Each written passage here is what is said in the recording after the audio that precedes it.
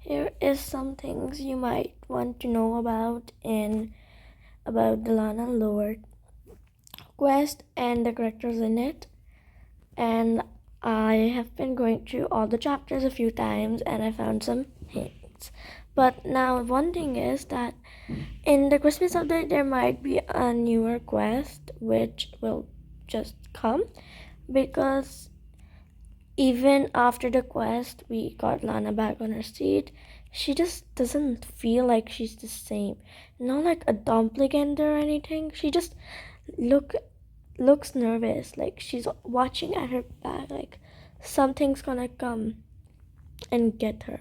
So I feel like in the Christmas update something is gonna happen and Lena or Agumon are gonna come back, because as you all know, in the end of chapter 3, Agumon, or however you say his name, comes back, and while Lana's sleeping he just says stuff, and yeah. And we'll, even after Lana did come back, it didn't change to Lana Salon, it's still Lena's. So Lena might come back. And yeah. And now for many of you, if you want to know some stuff about Nurse Julie and stuff, Nurse Julie was nice. And if you don't know, in Lana's journal, so in Lana's journal, Lana used to stay in room number 3, so we're just gonna go there. And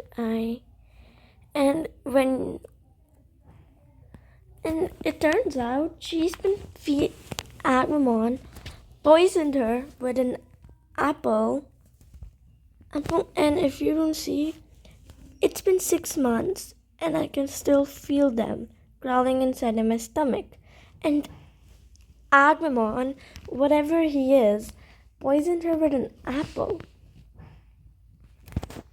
And if you look here, she had made an apple and she took it, which means she ate an apple he gave to her and she got poisoned. And in chapter 1, when after you find all of her things and when she goes into the van, you can hear her say I don't know if I'll come back, or like anything like that. And in this camera you see Nurse Julie here, you see Lana here, but why is Lena there? Why is she there? And in this picture you see something like Agumon appearing. So he was even after her in the hospital. And this is Lena and that's Lana. Somehow they both are looking the exact same, but they aren't the exact same. And if you check in Lana's, when she told them about Agumon in entry 2 in February 29, 2013, she wrote, "It's been a while. I haven't had access to my journal in 2 months. I was locked into my room for acting out. The nurses said I was unstable and a danger to myself and others I knew. I recognized his name from somewhere." Meaning that Lana actually told them about Agumon and they thought she was crazy, so they just locked her up in her room. And Agumon knew Nurse Julie was close to Lana, so he did something to Nurse Julie, and like he gave her an option to kill Lana or to protect Lana. So that's what happened. And she became aggressive, and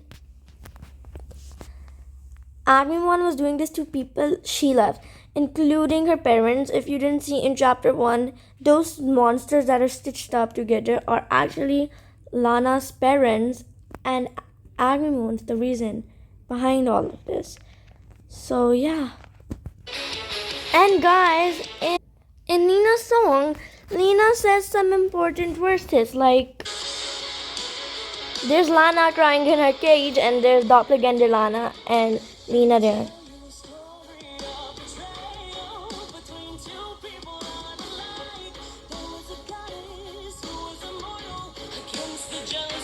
So the warrior is actually Agumon,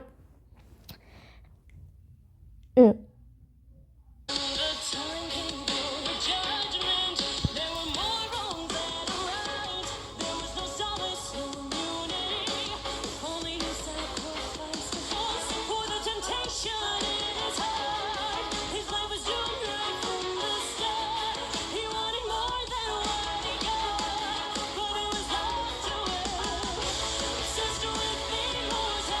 So Agumon wanted to become immortal and he wanted to live eternally.